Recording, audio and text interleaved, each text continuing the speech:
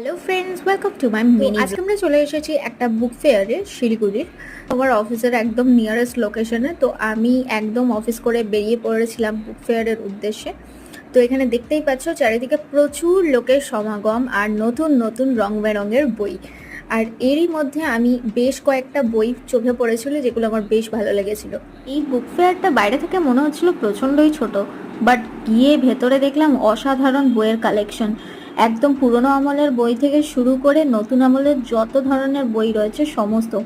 আর এরই সাথে সাথে দেখলাম পৌষ পার্বণের পিঠে পুলিরও প্রচুর বন্দোবস্ত, খাবারের দোকান। আবার অন্য প্রান্তেই দেখি যে সুন্দর সুন্দর ড্রয়িংয়ের এক্সিবিশন হচ্ছে, যেগুলো দেখে তো অসাধারণ লাগলো।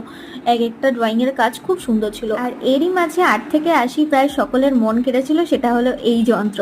তারপর আমরা এখানে বেশ কিছুক্ষণ এনজয় করার পর বাড়ির উদ্দেশ্যে আবার রওনা দিয়েছিলাম। দেখা যাচ্ছে নেক্সট ব্লগে। টাটা।